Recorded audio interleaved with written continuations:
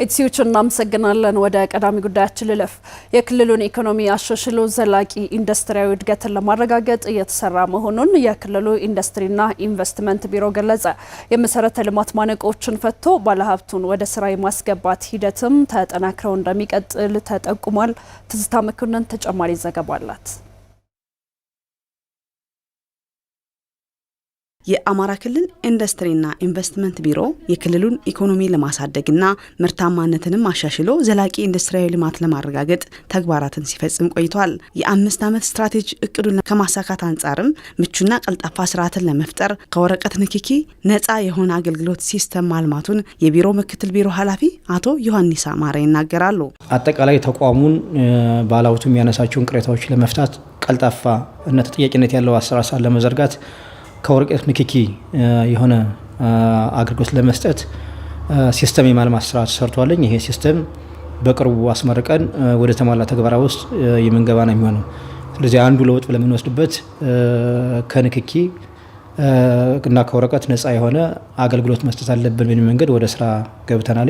በ5 ዓመት ስትራቴጂክ እቅዱ በተቀዳው የ2018 በጀት ዓመት እቅድም የክልሉን የኢንቨስትመንት አማራጮችን መለየት እንደተሰራ አቶ ዮሐንስ አማረ ገልጸው ከ3000 ሄክታር መሬት በላይ ለአምራች ኢንዱስትሪው መተላለፉን ተናግረዋል። ለአምራች ኢንዱስትሪዎችም ለግብርና ሆልቲካልቸርና አገልግሎት ኢንቨስትመንት ፕሮጀክቶች አገልግሎት የሚውል ከመሬት አቅራቢ ተቋማት መሬት በሳይት ፕላንና ከሶስተኛ ወገን ነፃ የሆነ መረከብ ነው። ይሄ መነሻ ባረገ መንገድ በተለይ በዚህ በ2018 ዓመተ ምህረት በ11ኛው ወር ላይ ለ305.874 ሄክታር መሬት ለአምራች ኢንዱስትሪዎቹ እንዲተላለፍ ተደርጓል። ወደ 5259 ሄክታር መሬት ደግሞ ለግብርና ሆልቲካልቸርና አገልግሎት ኢንቨስትመንት ፕሮጀክቶች ላይ መሬት እንዲያገኙ የማድረግ ስራ የተሰራው። የፕሮጀክቶችን አፈጻጸም ለማሳደግ ባለሀብቶችን ወደ ስራ የማስገባት ሂደት ተጠናክሮ እንደቀጠለ ገልጸው ተኪ ምርቶችን ወደ ውጭ በመላክ ሂደትም $193 ሚሊዮን ገቢ ማስገኘት መቻሉን ያስረዳሉ። በኤክስፖርት ግኝትና ተኪ ምርቶችን በማምረት በኩል በአገር አቀፍ ደረጃ ከፍተኛ አስተዋጽኦ ከሚያደርጉ ክልሎች ውስጥ አንዱና ቀዳሚው ክልል ነው።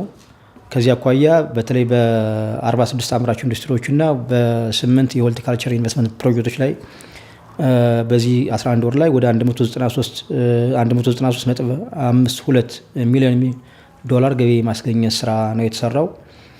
ከዚህ ባሻገር ስትራቴጂክ ተኪ ምርቶችን በአገር ውስጥ የማምረት ስራ ተሰርቷል። ወደ 556 የሚደርሱ አምራች ኢንዱስትሪዎቹ ተኪ ምርቶችን በአገር ውስጥ አምርተዋል። እነኚህ ኢንዱስትሪዎች ከ$665 ሚሊዮን ዶላር በላይ ይወጣ የነበረ የውጭ ምንዛሬ የማዳን ስራ ሰርተዋል።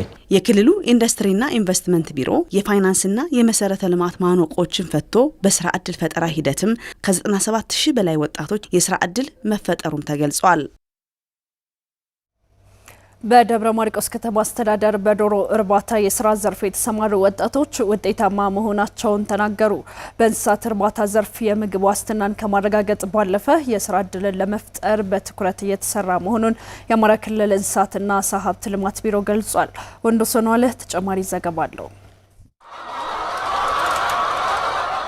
በደብረ ማርቆስ ከተማ በዶሮ እርባታ ዘርፍ ወደ ስራ ገብተው ውጤታማ ከሆኑት ወጣቶች መካከል አብርሃም ስማቸው ተጠቃሽ ነው። ወጣት አብርሃም በ2007 ዓ.ም 2000 ጫጩቶችን በማስመጣት ዶሮ ማርባት የጀመረ ሲሆን አሁን ላይ ከ10,000 በላይ የእንቁላል ጣይ ዶሮዎችን አሳድጎ በዘርፉ ለተሰማሩ ማህበራትና ግለሰቦች በማቅረብ ራሱን ጠቅሞ ሌሎች ወጣቶች እንዲለወጡ እየሰራ መሆኑን ይገልጻል። 2000 ጫጩቶችን አምጥቼን አሳድጌ እዚህ ደረጃ ስጀምር አሁን ላይ ግን ቦታ ተቀብዬ ግንባታዎችን ገንብቻለሁ። ወደፊት ምናልባት ደግሞ የመኖ ማቀነባበሪያም ልጀምር ግንባታ ላይ ፕሮሰስ ላይ ያለውበት ነገር አለ። ሲቀጥል አሁን ባሉት ዶሮዎች እዚህ የምታያቸው ፋርም ውስጥ 10,000 ዶሮዎች አሉ።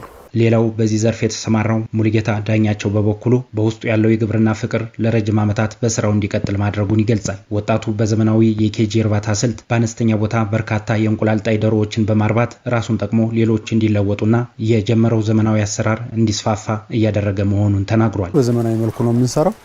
ለምን ከዚህ በፊት በመሬት ላይ በምንሰራውበት ሰዓት ላይ ብዙ የበሽታም የተለያዩ ነገሮችም ችግር ይገጥመን ስለነበረ፣ ሁለተኛ ከምርታማነትም የተነሳ ከረጅም ጊዜ ምርት መስጠትም የተነሳ የውጭውን ኤቲክስ ተከትለን የነሱን ሃይ ኮፒ በማድረግ በራሳችን ማቴሪያል በራሳችን ሀገር ጣውላዎች በማድረግ በ110 ግራም አንድን ዶሮ ጋይድ እናደርጋለን ማለት ነው። ለስራው ባላቸው ፍቅርና ትጋት ዛሬ ለደረሱበት ውጤት መሰረት መሆኑን ያነሱት ወጣቶቹ በቀጣይ በራሳቸው አቅም ዘመናዊ የመኖ ማቀነባበሪያ ፋብሪካ በመገንባት በአካባቢው የመኖ ዋጋ መጨመር እያደረሰ ያለውን ጫና ለማቃለል በሂደት ላይ መሆናቸውን ገልጿል። በጣም የምወደው ስራ ነው። ከልቤ ነው የምሰራው።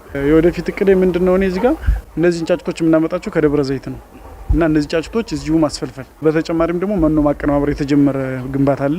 እሱ አልቆ ወደ ከ1 አመት ከ2 አመት በኋላ ማሽን አስመጥተን መኖ እዚሁ ራሳችን አቅርበን ለዚህ ለአካባቢው እዚህ አካባቢ ላሉ ማህበረሰብ ማቅረብ ነው። በዶሮ እርባታ ላይ ቆይቻለሁ። በዋጋ ደረጃ አሁን አንድ የቄብ መኖ 8150 ብር ገዝተን ነው የምናበላው። መንግስት በመኖ ጉዳይ ላይ ከገባልን እንደ ግብርና የተሻለ ነገር እናመጣለን ብዬ አስባለሁ። የአማራ ክልል እንስሳትና አሳ ሀብት ልማት ቢሮ ኃላፊ ዶክተር ጋሻው ሙጬ በክልሉ በእንስሳት እርባታ እየተከናወነ ያለው እንቅስቃሴ የምግብ ዋስትናን በራስ አቅም ማረጋገጥና ሰፊ የስራ ዕድል መፍጠር እንደሚቻል ያሳየ ትልቅ ዘርፍ እንደሆነ ተናግረዋል። በጣም አበረታችና ጥሩ የሚባል ደረጃ ነው ያለ። ከዚህም አልፎ በቤተሰብ ደረጃ ሀብት በመፍጠር ወጣቶች በተለያዩ ዘርፎች እንስሳት ሀብት ልማቱ ላይ እየተሳተፉና የኢኮኖሚ ነጻነታቸውን እያረጋገጡበት ያለ ብቻም ሳይሆን ዘርፉን በማዘመን ደረጃ ሰፊ ስራ እየተሰራበት ያለ ነው። ስለዚህ አንዱና ትልቁ ስራ የምንሰራው የመኖ አቅርቦት እና የመኖ አማራጭ እና የመኖ ማልማት ስራና በሁሉም አካባቢ ተደራሽ እንዲሆን የማድረግ ስራና የማምረቻ ወጪያቸው እንዲቀንስ የማድረግ ስራ እንሰራለን። በቀጣይ ክልሉ በዘርፉ የሚነሱ ጥያቄዎችን ደረጃ በደረጃ በመፍታት የእርባታ ስርዓቱን ይበልጥ ለማዘመን እንደሚሰራ ገልጿል።